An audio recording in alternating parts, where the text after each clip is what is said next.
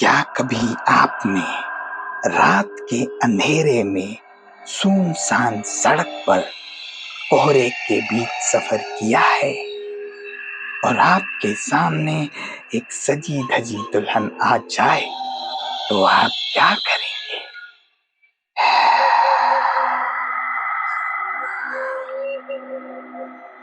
ये कार्यक्रम सत्य घटनाओं पर आधारित है और हम किसी भूत प्रेत की कथा का समर्थन नहीं करते।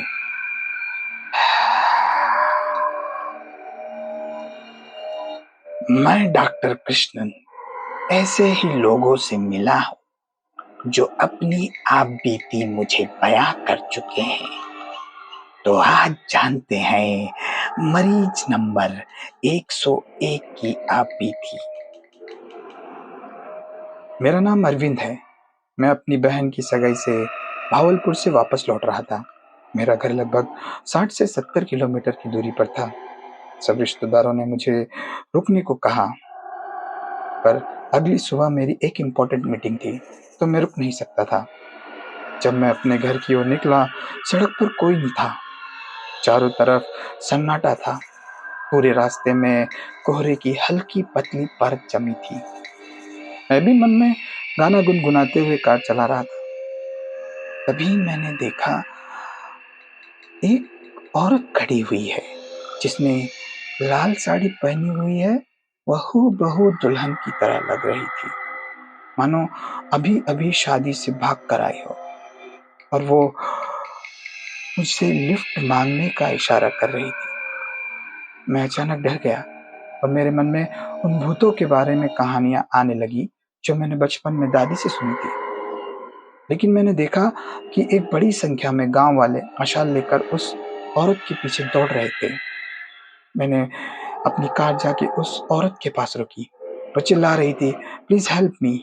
मैंने एक दूसरी जाति के व्यक्ति से शादी कर ली, इसलिए गांव वाले मुझे मारना चाहते हैं। उन्होंने पहले ही मेरे पति को मार डाला। प्लीज मेरी मदद कीजिए। मुझे कुछ समझ नहीं आ रहा था कि क्या हो रहा है। मैंने उससे कहा कि जल्दी से कार के अंदर आ जाओ, और वह कार के अंदर आ गई और मेरी सीट की बगल वाली सीट पर बैठ गई। उस समय तक गांव वाले काफी पास आ चुके थे और चिल्लाकर कह रहे थे, रुको रुको, नहीं तो वह तुम्हें मार डालेगी। मैंने गांव वालों के चिल्लाने पर ध्यान नहीं दिया और गाड़ी की स्पीड बढ़ा ली। आधे घंटे गाड़ी चलाने के बाद मैंने देखा कि वो कुछ बोल नहीं रही थी। मैंने पूछा कि आपका नाम क्या है, लेकिन उसने कुछ जवाब नहीं दिया। फिर मैंने पूछा, आपका नाम क्या है? तभी मैंने डरावनी गुनगुनाहट की आवाज सुनी।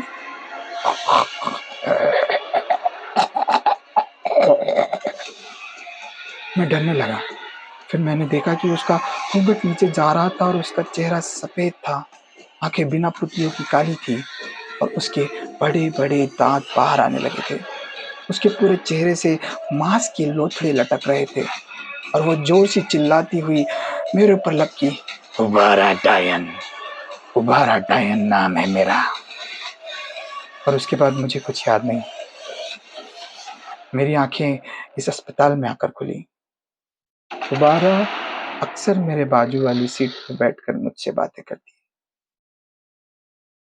क्या अरविंद से वह रात गलती हो गई थी जो उसने कुबारा डायन को लिफ्ट दे दी, या कहीं ये उसका भरम तो नहीं? कहीं आपके बाजू वाली सीट पर कुबारा डायन तो नहीं? ध्यान रखिएगा।